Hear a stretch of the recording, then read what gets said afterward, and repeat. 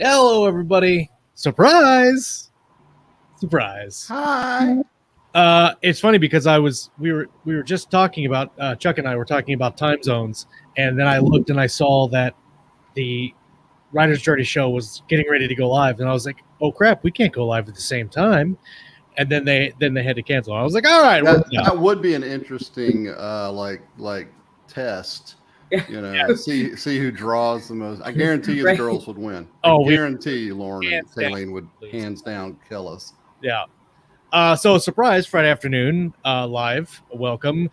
Scott Moon he did a little thing with his background. He's kind of wearing some makeup today, so he might look a little different. Yes. Don't be fooled. It's a wig. He did not grow hair in a week. He sounds kind of feminine today. Yes. More so than normal. Hey guys, it's me.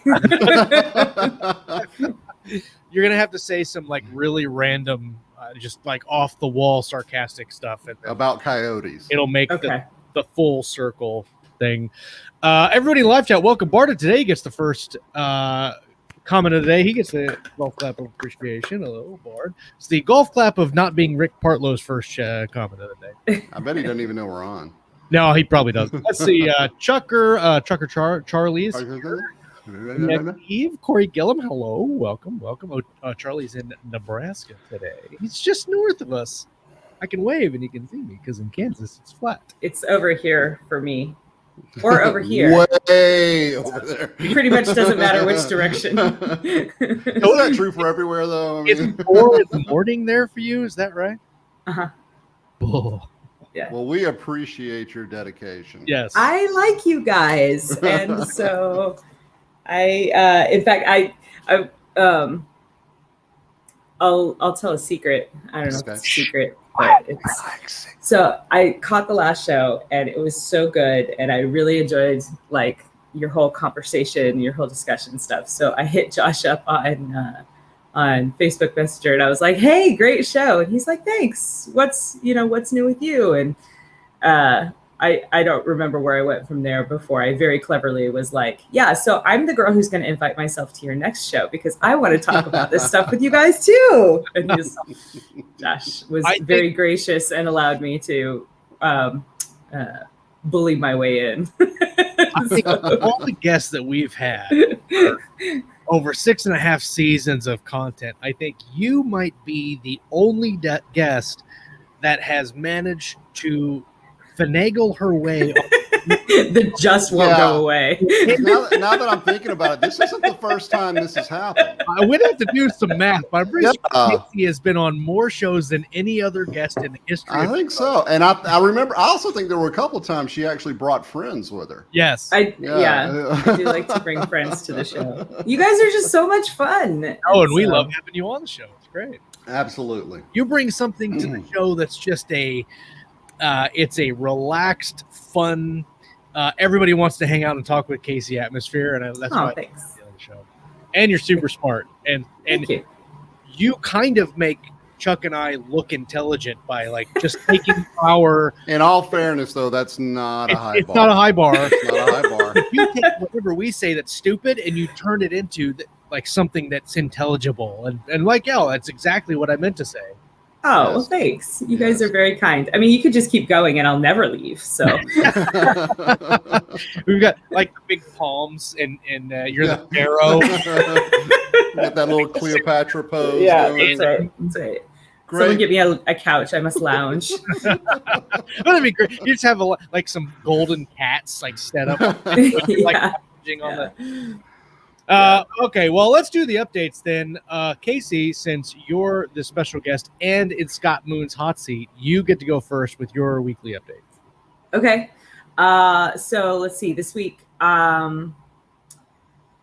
what week is it? I guess it's now Friday. So it's been a week since Cartwright's Cavaliers Descent came out. So that was a new release a week ago for you guys. That was... I'll be honest with you, that was mostly Mark Wandry with just like a tiny little bit of Kacey Ezell in there. You're like, Yeah, I gotta do it like the bicep pose. Yeah. No, it's a really, you guys, it's a really, really cool story for fans of the Four Horsemen universe that really delves into, one of the perennial fan favorite main characters, and kind of his life and his psyche and what's going on with him.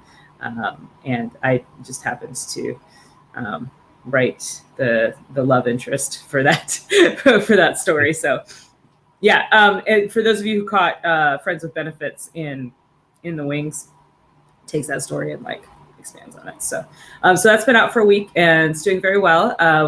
It hit orange tag status on launch and held on to it for a couple days, so that was pretty fun. Very cool. So I was joking that that's a gold medal in coattail riding for me, because as I said, it's just a little bit, a little bit of me. Right. And then so that's cool. Works in progress. I'm currently still working in the Four Horsemen universe. Just over halfway done with my half of the word count for ally, and just under halfway done with my half of like the storyline parts. So that's marrying up sort of nicely, I guess. Yeah. Working with Marisa Wolf on that one. That will be the third book in the Depic arc for those of you who are following. Yeah, the Cat Assassins. Yeah. So that might have been the first book that when that one launched, when Assassin launched. I think that's when we came on for the first time. I think it was. I remember that. So. You had Marissa with you, right? Mm-hmm. Yeah. Yeah, because I remember Cat Assassins. I'm not nearly as much fun without her. She's really the life of the party. Boulder. Yeah. Oh well, you guys are kind. So so that's pretty much what's going on with me. Oh, and I got new cover art released for Salvage Mother, which will be out next month. Yeah, that's always fun, isn't it? Super pretty. Yeah, it's super pretty. If I was fancy and knew how computers and life worked, I would put it up on the screen for you guys right now. I don't. I saw that. Didn't who shared that? Chris Kennedy. Was it on the factory floor or was it just? I don't remember. I don't remember. Did you see he got turned away from Canada because of his flying? His sugar gliders. Yeah. What? That's really sad. Yeah. So Sheila's family's from Canada and they were going to go up to visit them, but there's a requirement to have exotic animals, which I guess sugar gliders are classified as those, inspected by a veterinarian at the border, and they didn't have one on staff, and they didn't have anything on their website that said that was a requirement. So they were like, sorry, you can't come in. That's crazy. That's nuts. There you go. There it is. Salvage Mother. Very nice. Love the color on that title, or the background. Me too. That deep blue. That's like my favorite blue. Yeah. And as Chris said, this is totally not like PC, so he's not going to thank me for attributing this to him. But as he said, plus it has a double handful of spaceship ass. Yes. Yes. I like that. That's good. What's that? When is this due to come out? In September, next month. Right on. I want to say the 20th, but don't quote me on that. Very cool. Very nice. He's got a lot of stuff coming out. A lot of stuff in the Four Horsemen universe, but then just stuff in general that's coming out this next month. Yeah. It's kind of his thing. Right. The anthology, the Talisman and Talons and Talismans. There you go. And that's another anthology we're in together. Not that we were together, but we're in it in the same collection, which is fun. Yeah, we are. That comes out September or November? I can't remember now. I don't remember. Maya just put in the chat that Salvage Mother comes out September 17th. So, there you go. September 17th. Yeah. But like I said, I think that's for Salvage Mother. I don't know when Talons and Talismans comes out. Right on. Corey wants to know if he's the only one who heard the title in the Cadence of Savage Love. I mean, you are. Probably not. At first, I thought you were thinking like radar love, I don't know. It's 4 a.m, but that's what I heard was. Mia says it's November for Tower. November at this time, yeah. The schedule is constantly in flux because it's as people get new things in and stuff. So, What about you, Chuck? What do you got going on this week, buddy? Oh man, well, actually 2 weeks technically. It's been like almost 3 weeks, like 2.5 weeks, because I was on with the girls doing something a while back, but that's the last time I've been on for anything. Well, I actually got quite a bit of writing done last week because unfortunately my daughter torqued her ankle pretty bad going after a ball in the outfield, made the catch, twisted her ankle pretty bad, so she was in a brace for a while and had to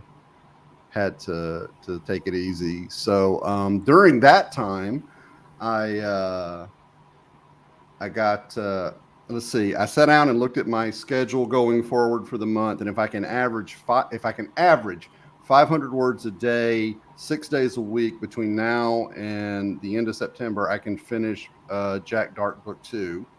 Nice. I have probably the most extensive outline I've ever done for a book in 4 decades of writing for Jack Dark Book 3. So I'm really hoping that one goes fast once I actually get to the drafting stage. And I decided to go ahead after that's done to finish the last book of the Brace Cordova series. And instead of pushing out to 4 or 5 books, I'm just going to make it a trilogy. But that last book is going to be a 3-part monster, probably going to clock in at around 185,000 words, something like that. Nice. So I got plans, and I'm trying to get it done. My son's in a new play. He's actually leaving to a theater camp for this afternoon for a play called Urinetown, about a town where you have to pay money to go to the bathroom. It's supposedly hilarious. He said he's seen some videos from it, and he's really excited about it because he actually has a big supporting part in this one. So I'm gonna write that down because I'm gonna put that on you. Yeah, I haven't actually Googled it yet, but I kind of don't want to because I was gonna say good luck with that. Yeah, but so that I'm gonna end up helping with that and everything. But yeah, the writing's inking along as I deal with the family and all that fun stuff. So yeah, nice. Lou Holston sneaks in the show, trying to sneak in a show on Friday. Well, you can't hide from me. That's true. We were trying to sneak it in on Friday. What's up, Tom Hoddle? In the house. Patricia Gillum is here, and Dan Bridgewater. Hello, Bridgewater. Good afternoon. The next couple of months are going to be kind of crazy for the show whenever we get days in. That kind of segues into my update because I didn't do a whole lot of writing this week because I started a new job last week. And so that's screwing with my ongoing schedule. My father-in-law lives in a small town called Claflin. And it's about 2 hours north of here. It's 700 people. It's one of those no stoplight towns. They have one grocery store that's super small, one gas station that doesn't even have. It's not even a convenience store. It just has the gas pumps there. Like that's it. And so anyway, long story short, the chief of police that had been there basically got forced to resign, and then Gary, who's been doing it for a really long time, was named the acting, but Gary has cancer and he should be retired anyway, but he's been kind of just doing part-time just because. And he comes down here once a week for his cancer treatments. Well, because he's acting, he's got to do all this other stuff. And since I still have my commission, I volunteered to go and work for him to cover that's all the rest of the stuff. So 2 or 3 days a week, I'm going to be driving up to Claflin. I'll live up there with my brother-in-law, who's graciously given me one of the spare bedrooms. I'll work patrol up there for the small Claflin Police Department, and then come back here. So I'll be alternating kind of days that I go up there. either the beginning of the week or the end of the week, but it just kind of depends on, childcare and my wife's work and all that stuff. So while that's going on, we won't have a locked in day for doing the show. And we'll just try to get it done when we can get it done. And if we can get a guest on, we can get a guest on and it'll work out. So I apologize ahead of time for everybody that's locked in on a Tuesday. We're going to try to do it as best we can. And blame Scott. I blame Scott easily since he's not here. Exactly. Yeah. A trophy video and says, you drive 2 hours each day. No, I drive up there and then I stay up there for 3 days and then drive home. And it's great. I go stay at my brother-in-law's house. I have the car there. I mean, it's a take-home car, even though I don't take it home. So I go 10-8 from the front door and go do my stuff and then just hang out. It's not bad. I mean, everybody was like, it's going to be super boring, and it is.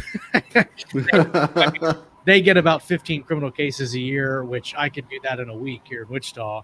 And I tell you that I 4 days working up there, I got no calls except for the first day that I worked by myself. And that morning, I had just gotten on the truck. I'm driving down the road. I made it 1 block, and somebody hollered at me, and I said, I need your help. And I go over, and this old lady has a skunk in a cage. And she says, I was trying to catch a raccoon that's been around here, and I caught a skunk. And I said, well, I've been doing this job for about 11 years, and not once have I ever dealt with a skunk in a cage. So I had to go find Kacey, and we took care of it. But that was the most exciting part of my day, which works out because now that I've kind of got all the streets memorized, I know what I'm doing, and everything else is the same. All the reports are the same. Tickets are basically the same. Arrests are the same. It's all Kansas stuff. I already know all that. So this next time I go up there, I've got my digital recorder. I take my laptop up there, and I'm hoping that now that I've got kind of the basics out of the way, I'll be able to get some good writing done while I'm up there. Nice.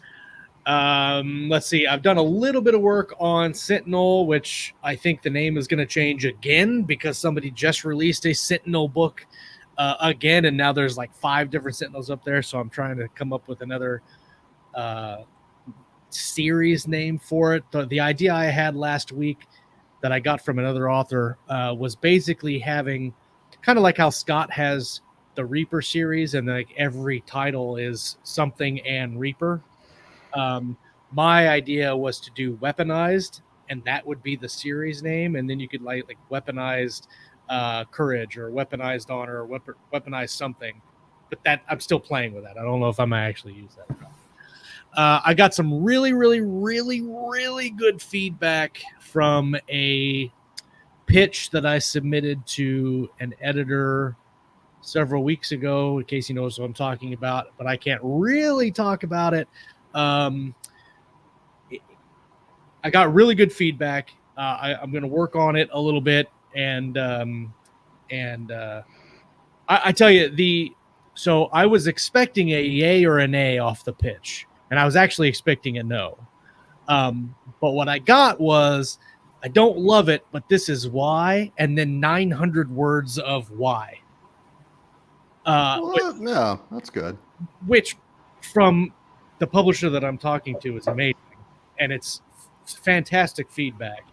And then I emailed her back like another 800 words of response to her, and she goes, well, I actually like that. Let's rework some of this stuff. So reworking that a little bit. I'm gonna do some tweaking. I'm gonna write an expanded outline on the idea, and send her that and go from there, and hopefully that might turn into something. But even if it doesn't, the criticism and comments and stuff that I got really, I think, shape the story differently, and I think we'll make it better, and hopefully I can take some of that and be a better author from it. So that was fun, but not a whole lot else in my writing couple of weeks. So.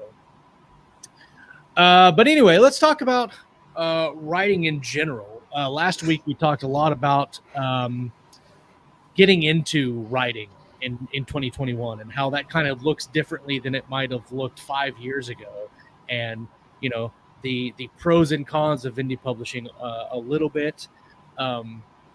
Kacey, you watched the show and you said you had some thoughts and you really liked where we were going. So do you have any thoughts that you pulled from that show that you wanted to kind of throw out and talk about right at the beginning here? Well, not that I was smart enough to write down or remember, but it's 4 a.m. Just remember. You're welcome for the new keyboard, by the way, Josh. That's usually Scott's job. So actually that's good. Sure, I'm fulfilling my role. No, yes, I do have a thought. And at the end of the day, it comes back to something that that I learned from a very good friend of mine who is very wise in the ways of all facets of this business. And that it is simply this: writers write. Indeed. So at the end of the day, the first and most fundamental task of getting into this is just you got to write, and you've got to write because writers write because they can't do anything else is the other half of that statement, right? So I mean, not that we can't do other things, right? Like Josh can, well, you can't patrol not for write. Skunks and write, but you can't not write. So that's like, kind of the bottom line there is that you got to put in the work, you got to put in the time, and the corollary to that is, you're an investment in yourself too. So just like we're all talking about, it's going to ebb and flow. Like there's times when you're going to be super productive, and there's times when, you're going to be glad to get 300 words in a day, like, yesterday. Right. And that's just the way that it goes. And especially I think one of the things that this last 2 years has really shown is that there is no substitute for it's such a buzzword. I hate using it, but there is no substitute for self-care. Like you have to meet your needs in order to continue to produce creatively, whatever those needs, happen to be. And so, you got to get your exercise. You got to eat right. You got to spend time with the people that matter to you. You've got to, it's all things that you have to do that take away from your writing time. But if you don't do them, then you're not going to get any writing done anyway. So 100%. And I think a lot, what I didn't realize, and what maybe I think that a lot of other people don't realize is, when I worked full time, my goal was to be a full-time writer. And so I would get up for a couple hours and spend that couple hours and write. And then in my head, I thought, man, when I go full time, I'll be able to do this, sit down and go for 16 hours in a day and just quadruple my output. But it's writing is not like any other job I've ever had. And I don't mean like it's, you could just lie about stuff all day long and get paid. I can't open an email and you work through your emails all day. Like you have to have a focused, creative thing happening. You're creating something from nothing every time you sit down at the keyboard. And that is a lot harder to do all day long for extended period of time than a lot of people think.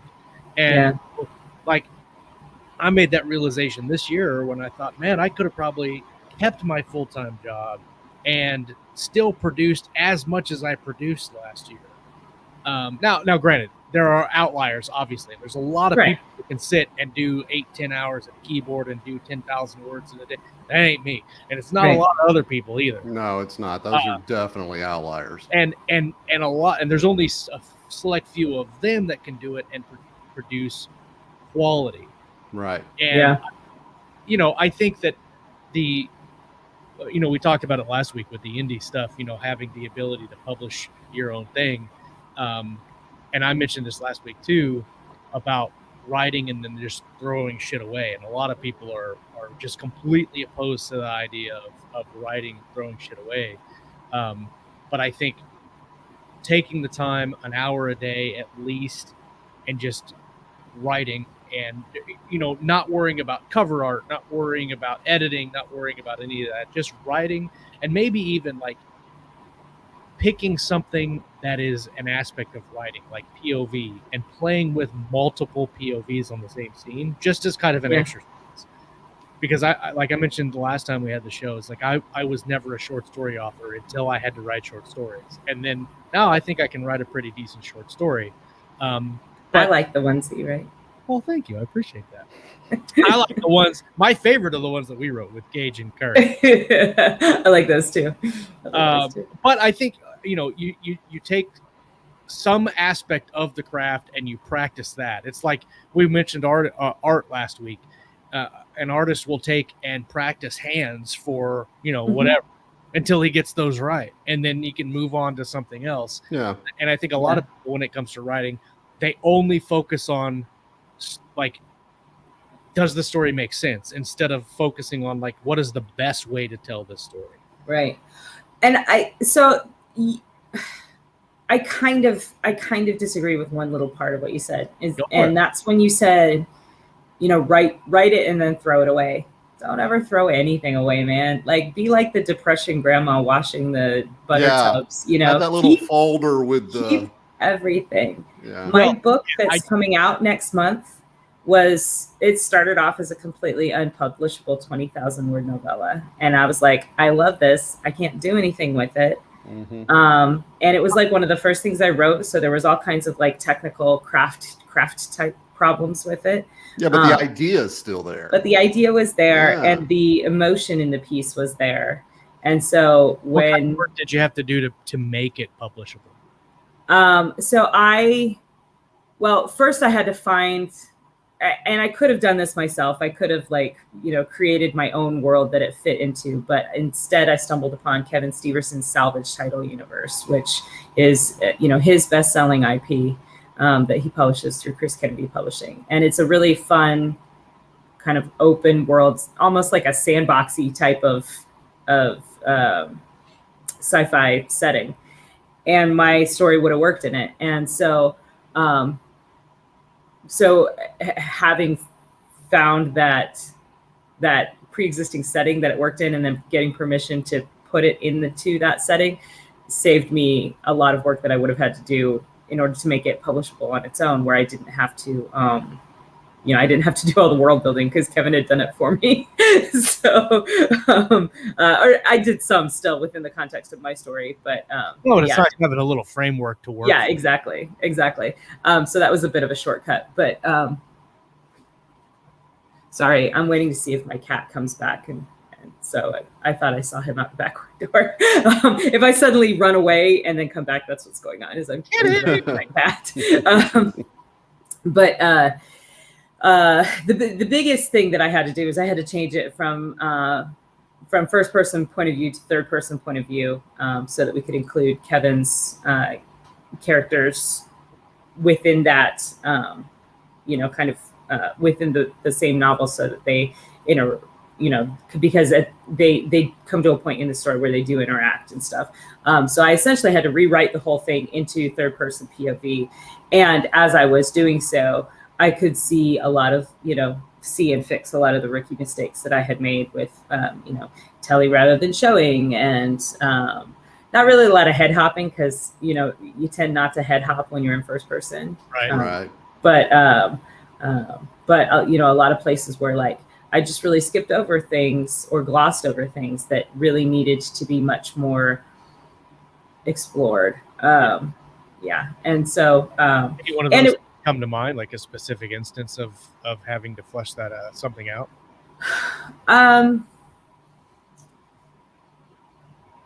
Well, maybe. I love asking hard pounding questions, and you could tell she's not awake at all.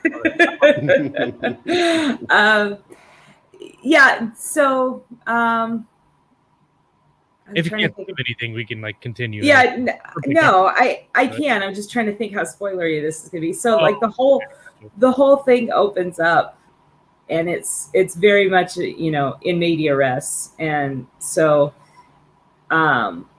it's this woman, and she's running away from something in a snowstorm with 2 babies bundled under her coat. And so like I started that scene, and it was powerful in first person, and I had to figure out a way to make it still powerful in third person. And to do that, I had to delve, you know, kind of deeper into not just the physical sensations, but the emotional sensations that she was feeling at that time, and still make it very immediate. And, you know, it was of just like with fight scenes, it's a fight or flight situation. So I had to have that, you know, very quick, immediate language to sort of build that tension right off the bat. So, so, you know, in that sense, it was a really great craft exercise to be able to do that, because I really had to think about how, you know, like the techniques that I was going to use to be able to do those things.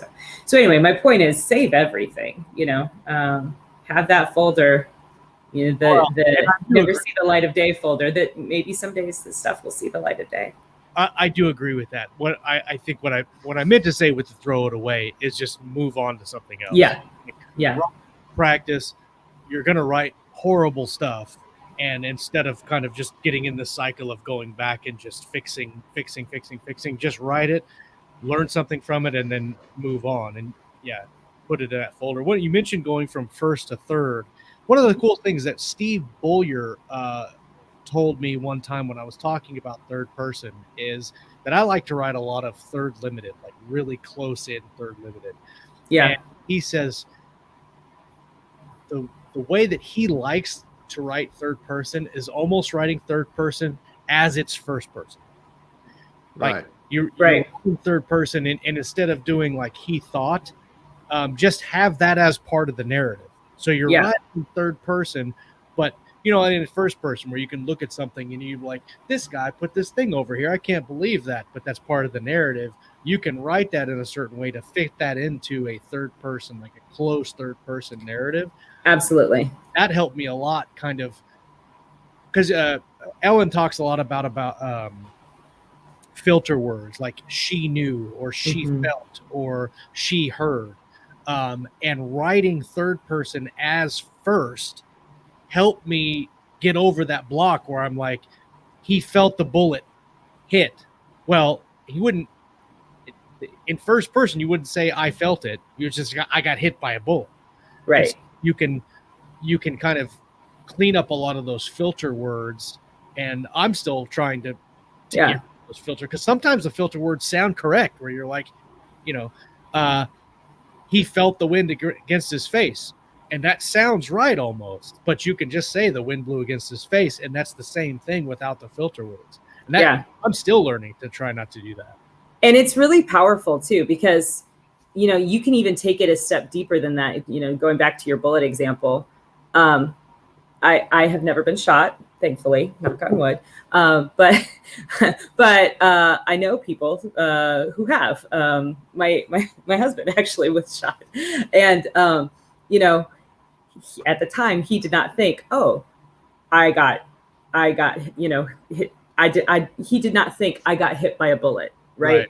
What he thought that he relayed to me was, he said to me that it felt like somebody hit him in the side of the head with a baseball bat, because it was that like percussion, right? Yeah.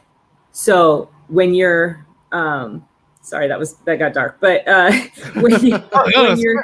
every gunshot victim I've ever spoken to that came through the ER or whatever said the exact same thing. One guy got a 22 in the like lower rib cage, and he said he felt like somebody had hit him with a wrecking ball, just this big sudden impact, you know? Well, and the reason that I mention that and that I think about that is because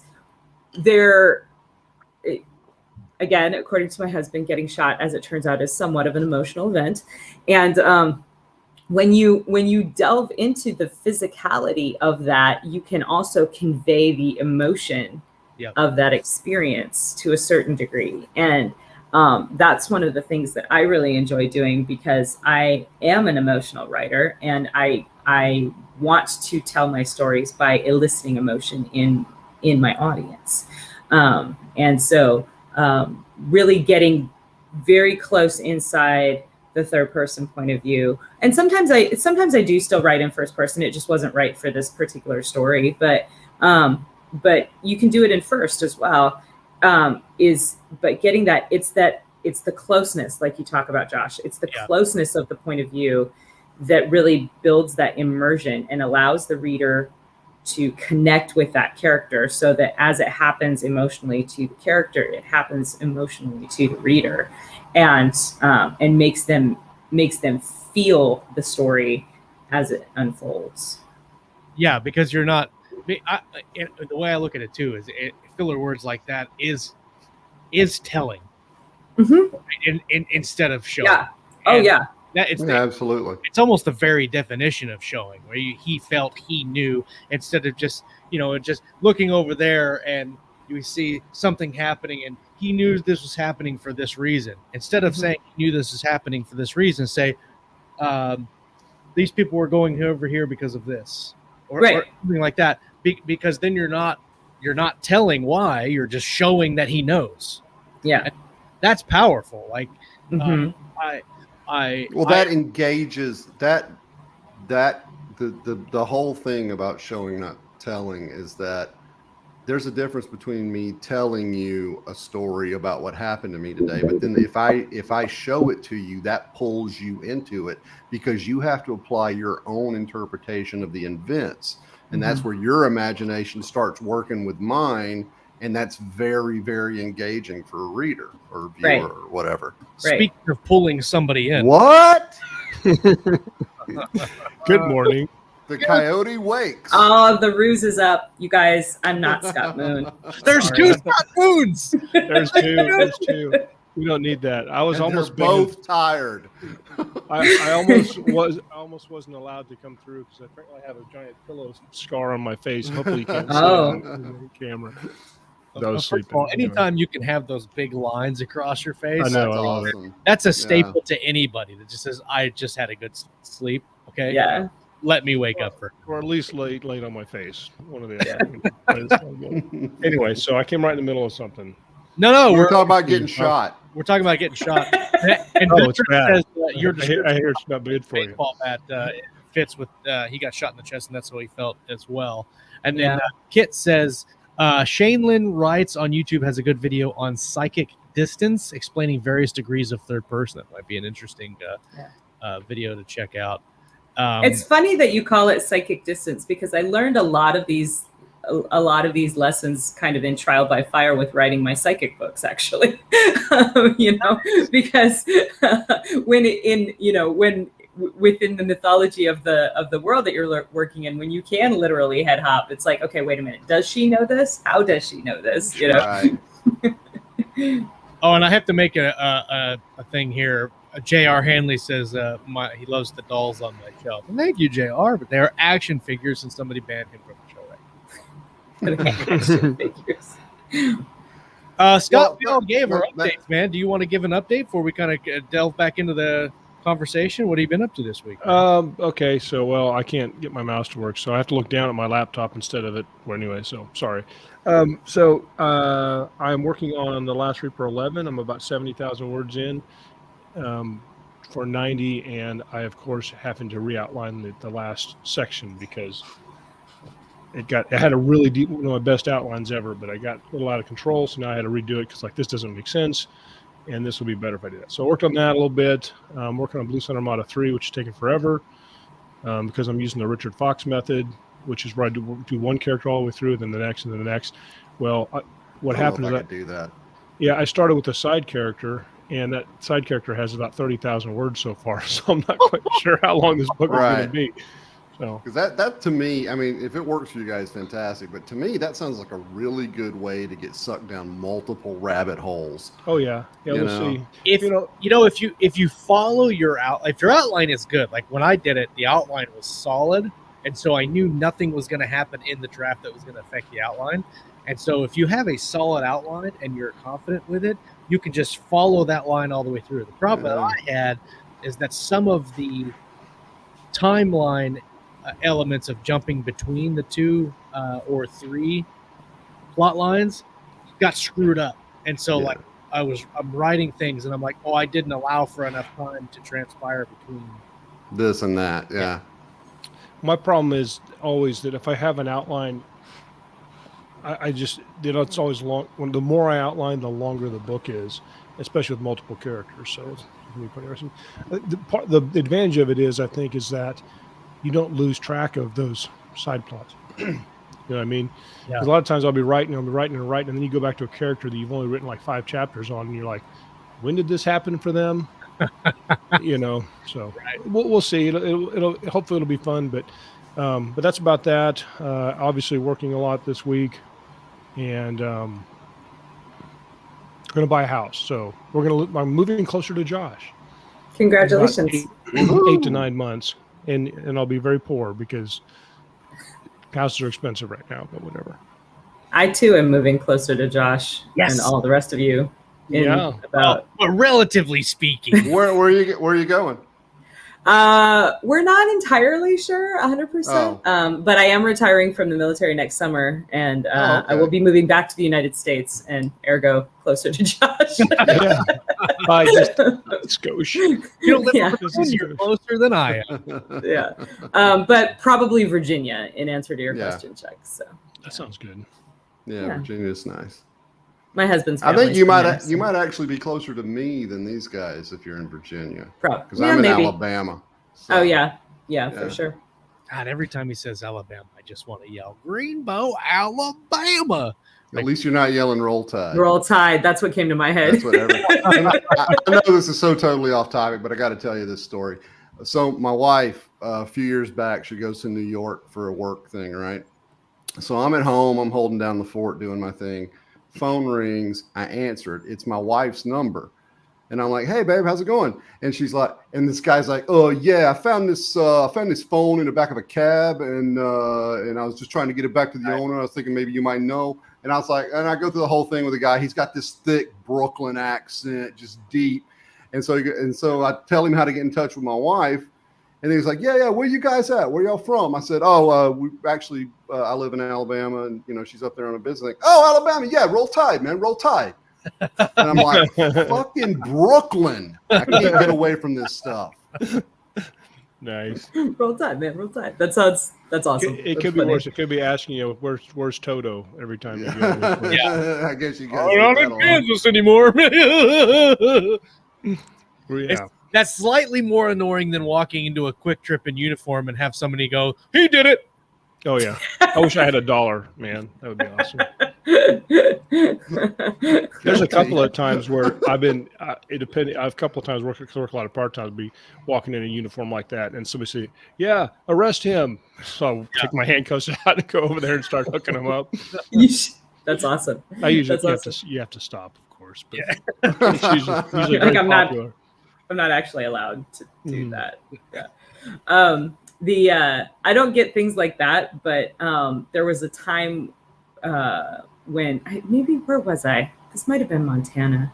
I don't know, but we would, for whatever reason, I was interacting with a lot of like older gentlemen, and while I was in uniform, and it was like on the daily, I would get comments like, they didn't make captains like you, or they didn't make pilots like you when I was in insert service here. And I was like, U.S. Army Air Corps. Yeah, exactly. And I never figured out like a clever enough quip for that. I was just like, oh, well, haha, they do now, like drop and give me 20. What am I supposed to say? Like, I'm sorry, Sucks to be you.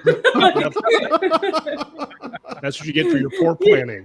And, well, exactly. Yeah. You were born too soon, man. Yeah. And I mean, you don't want to be disrespectful. They're just trying to, be cute about it, but it's just nice people that when I used to work gate guard at F.E. Warren Air Force Base in Wyoming in the middle of winter.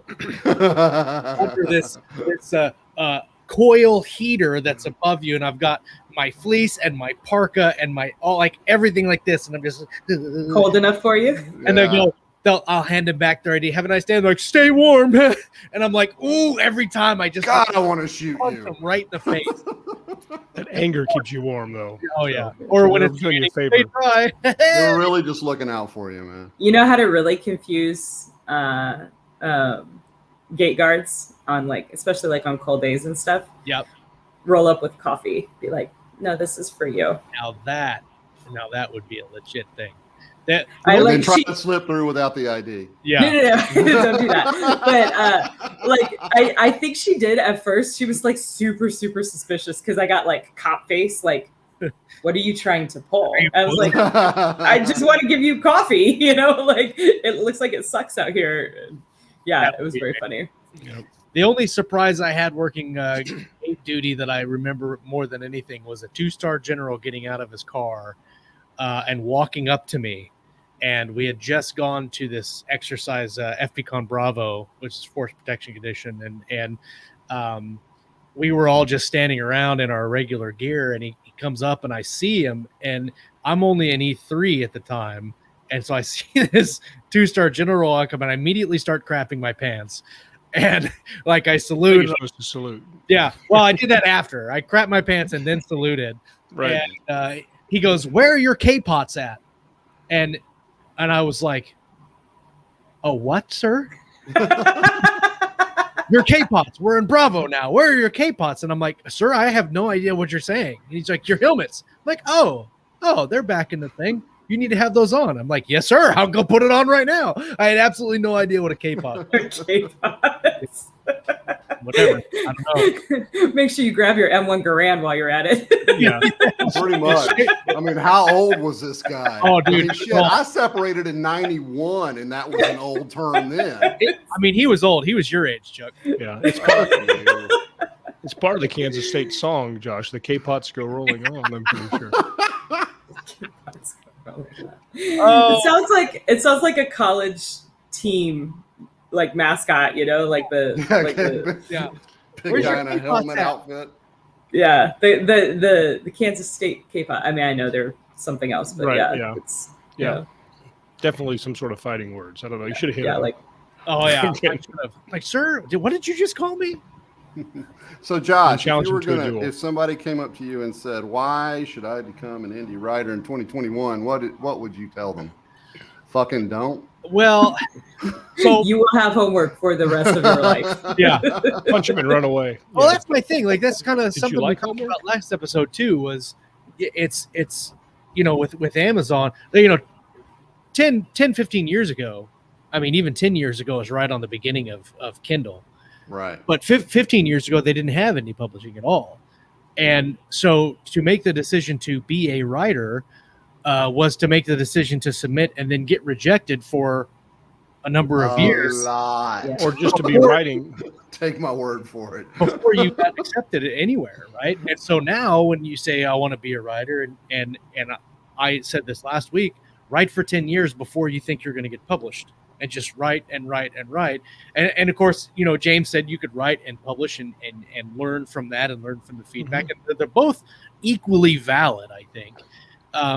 But even now, 10 years into this, and I've published 10 novels and I still get no, right? So there are so many more easier things to do than just writing. But I think we talked about last week too, working with another author, joining a writers group, forming your own writer critique group. We talked briefly about it last week about the Propeller group that Scott and I are in. And we're all, there's what is there, 6 of us, 7 of us? It's not a very big group. And that's we never all show up at the same time. I'm sorry, did you call it a Propeller group? Yeah. James came up with the name. It's just called Propeller. I think it's a reference to the little hat with the propeller on it, like a geese. Yeah, like the little dunce cap. Yeah. We didn't want to call it the dunces. So the Confederacy of Dunces. Yes, we should get the dunce hat and just the next meeting, just everybody face the corner while we're talking. I think, writing groups, I think could be very good for authors, but you really have to make sure that first of all, that and trust the people that you're getting in a group with, and that you can be honest in your feedback and not hurt feelings, or not too much, at least. I mean, you can be blunt, but you have to be, you have to be enough of a professional to accept that criticism and learn from it. But if you're just going out and you might make some random critique group, might not be the best thing for you. There's a lot of people in KSM that, I don't know that are in critique groups or not, but that might be a good start if you want to start one. Reach out to a couple of members in KSM and see if you want to start one. It's really tough when you start looking at how big to get it. I think if you get anywhere between 9 and 10, you probably got too much. If you have like a 5, 6, 7 person critique group, that is probably ideal. The way we do it is we have a weekly meeting, and then every meeting, everybody gives their updates so we can stay accountable to each other. What have we done? Except for me, I usually sleep through it. And then yeah, Scott sleeps through everything. More of a monthly meeting for me. But it's not hard to believe that Scott's working. So we do that. We go through what we've done. We'll ask opinions on things. The greatest thing about our group is we can submit, like I submit these sample chapters. When I did this pitch, there were 3 chapters and about 8,000 words total. I gave it to the critique group, and almost everybody gave me feedback that week. And if you have a super long group, you can't really do that, or a super big group rather, you can't really do that effectively. But I think, working with other authors that are open to work with, pat myself on the back, but watch KSM. Go back and look at all the episodes we've had. We've had several huge authors on the show that have given really phenomenal feedback to us. When I first started listening to the self-publishing podcast guys way back, like 3 or 4 years ago, when they were still doing their show, I would listen to like 8 shows in a row. Yeah. Oh yeah, I'd binge them all the time. Going through the back episodes, and we have a lot. I mean, we have, I don't know, like 500 episodes worth of content. Yeah, get a bunch. It's subtle flex there. I like it. It's tough. Like I think like I said, like kind of if you can practice the in chunks of doing different things. One of the things I just listened to a book. I won't mention the title of the author, but that's helpful. The story concept was great. As I listened to the story, there was in this particular story, there was an incident that was basically the catalyst for this story. And as I'm listening to the story, I'm thinking, man, I really want to know what happened what happened before? What was this catalyst that happened? Because everybody's talking about it.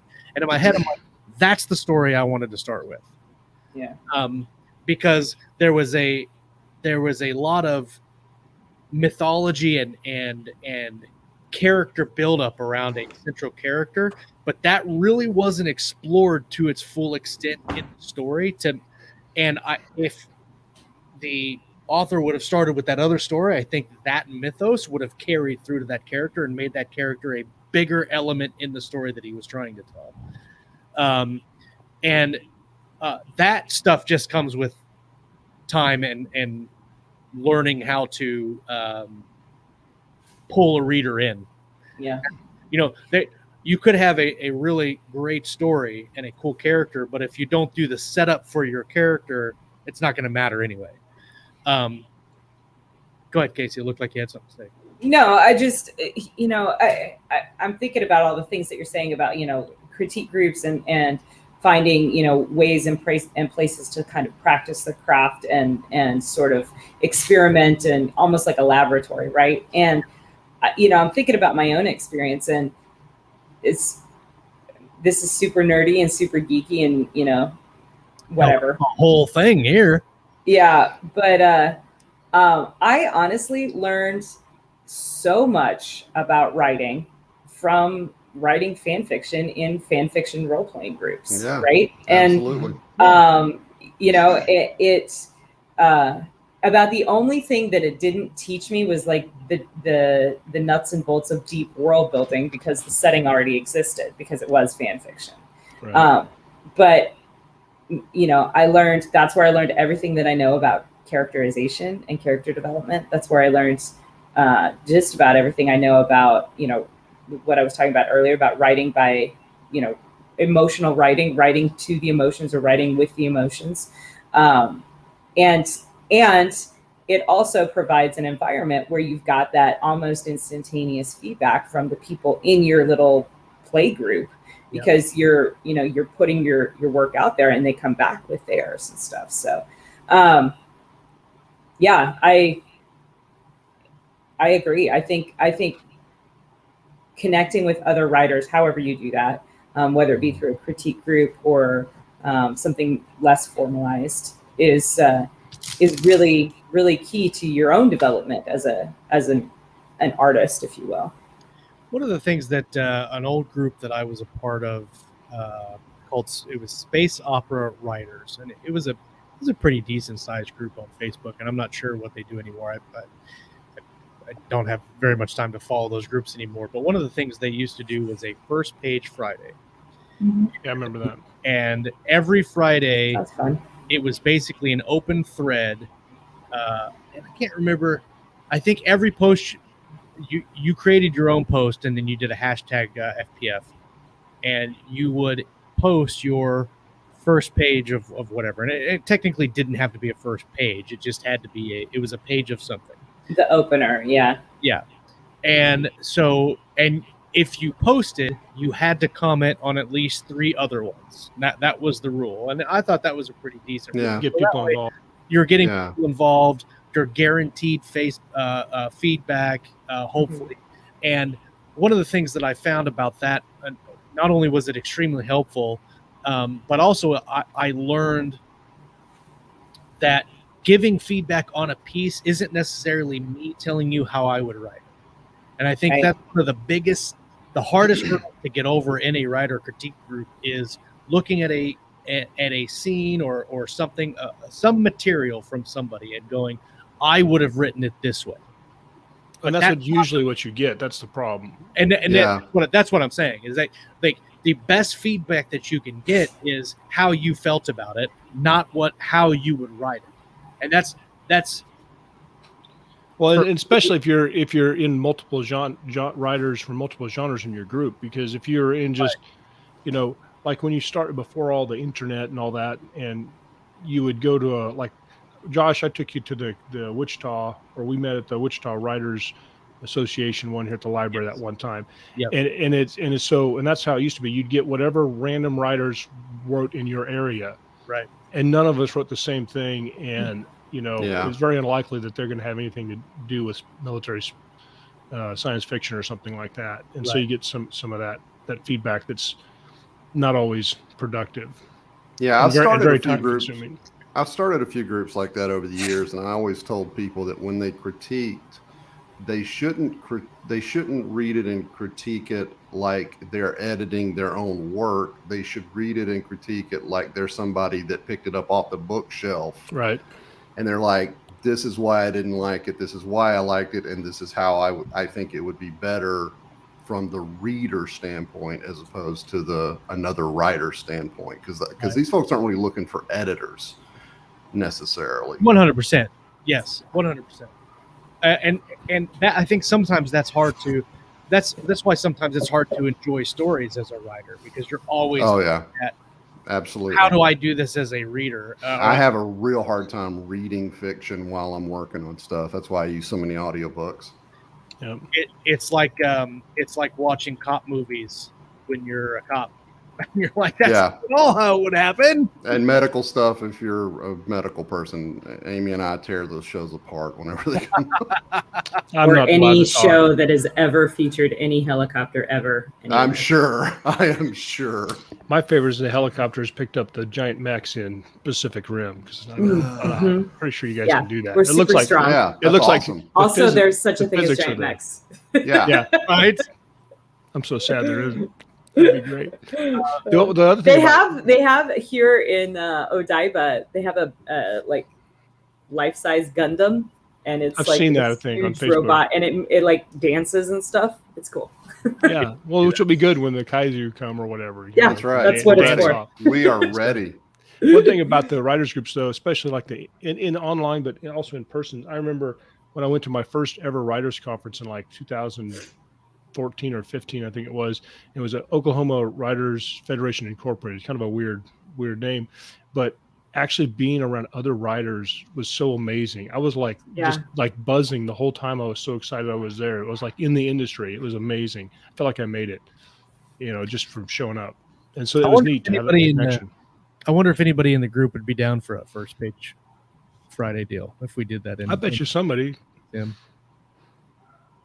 And maybe we'll try it. Let's do it, but let's play a joke on Josh so that like he puts his up, nobody comment on it. And he'll wonder what's wrong. What's wrong with But me? everybody sends one to him. Yeah. Tag him in it so that he'll see it. Mia posted and reminded me, and I'll post it in here, that even though her link didn't go through, mine will. That's the link to Kacey's new book, Descent, Guild Wars with Mark Wandery. It's right there in the chat if you want to click on it, check it out, read it. Let me know if you guys want to do a First Page Friday in the group. If you do, maybe I'll put up a poll in the group this week and see if we can get something like that started. We've actually, me and Kayleen and Scott McGlasson, and I think James Aaron, we've all been talking about doing, bringing something back that Space Opera Writers also did, which was taking a reference concept image. You get like 3 or 4, and then you pick that one image, and then you write a short, like 1,000 word story based on that picture. Oh, cool. That sounds fun. And the way it worked when he did it, is you had 3 or 4 or 5 judges that would read each story and grade them.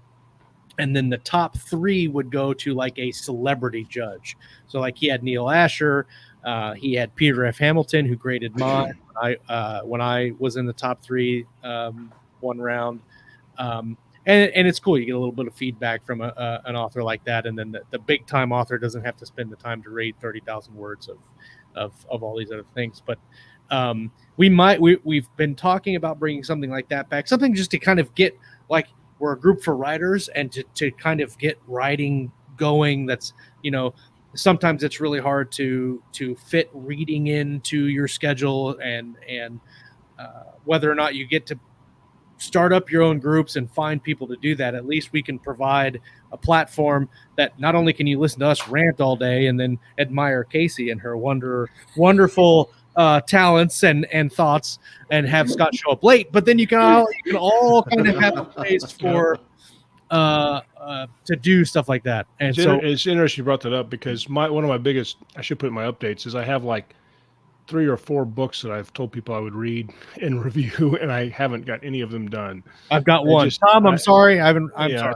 Tom's at the top of my list too. And I'm so, every time I sit down I either fall asleep or get sent to a call or whatever. So, because I'm always tired. Well, we're at an hour, so I think we can go ahead and safely wrap it up. Like I said, I don't know next week what the schedule is going to look like. I'll have to see what days I'm heading up to Claflin and what days I'll be down here, and then what days you guys are available too. So everybody in the live chat and everybody listening, thank you guys for sticking with us and kind of allowing us to kind of be crazy on the schedule. And hopefully in a couple of months we'll get it all ironed out and really be able to get back on a solid schedule. But see, Scott just needs to have one night off every week, and we just go back to the nighttime shows with the bourbon. It doesn't have to. Yeah. Yeah. Hey, I have a night off. It's just not all on the same night. Just don't let me get drunk like when Scott.